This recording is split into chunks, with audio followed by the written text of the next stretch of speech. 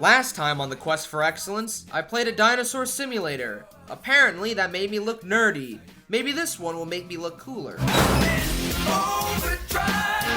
overdrive. Get off your asses or you won't survive. Feeling so alive in overdrive.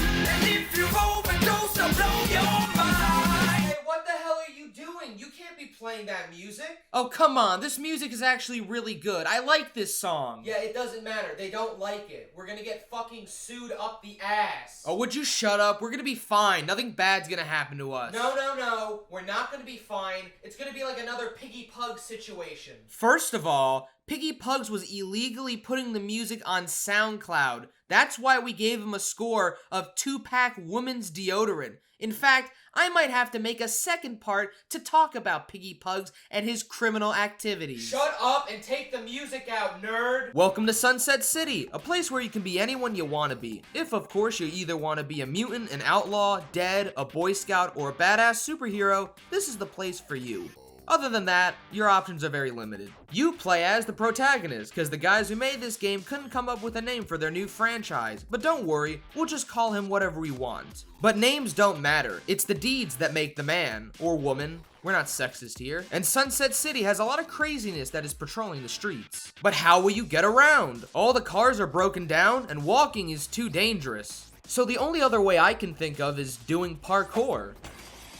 The main mechanic of the game is the ability to grind on wires and poles. You can also run on walls and jump on almost any object to catch some air. But really, it's all about that grind. 24 hours a day, 7 days a week, nothing but grind. Your enemies can barely comprehend this and are easy pickings. However, don't be cocky, because there are many ways to get knocked off. There are 3 main enemy factions that patrol the streets of the city. The most common are the OD, people who have mutated into energy-drinking obsessed monsters by drinking the drink called Overcharge. Saying they're relentless is an understatement. They will follow you all around the map and they travel in packs of hundreds. They climb up walls, jump on wires, and they come in a number of different varieties, like ice guys, winged guys, and big tankers.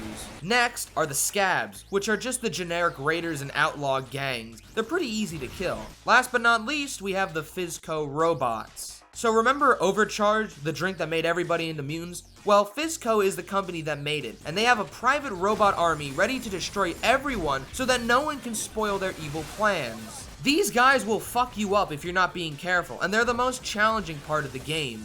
You will come across allies in the game, like the scouts, medieval cosplayers, and Mexican goddesses. They will help you on your final battle against Fizco, and will occasionally be seen fighting enemies outside their own base. I wish you could see them more in the open world, but a lot of the time they offer quest rewards. Side note, the majority of these awards are the Overcharge drink. Because there's so much of it, they've now made a currency out of it. And with this new currency, you can buy weapons. A lot of them are alright, and some are just useless pieces of junk.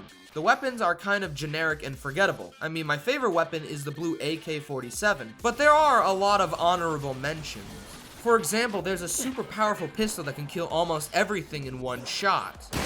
There's a gun that shoots tiny helicopters with guns attached to them. There's a gun that shoots fireworks, and there's one that shoots multiple fireworks. If you're gay, you can use the harpoon, and if you really like to kill things with lasers, you can use any of the Fizco guns.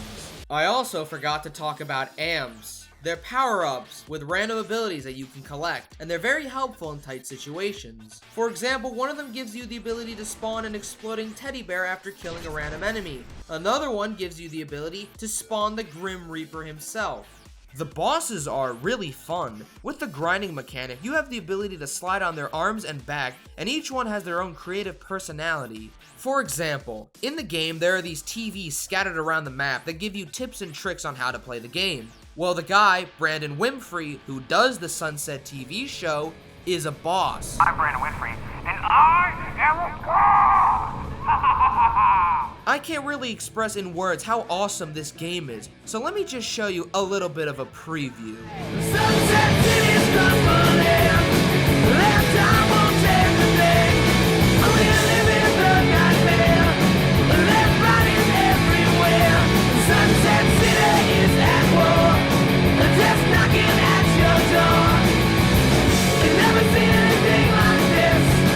Never before. I give this game a score of Brain Energy Drink.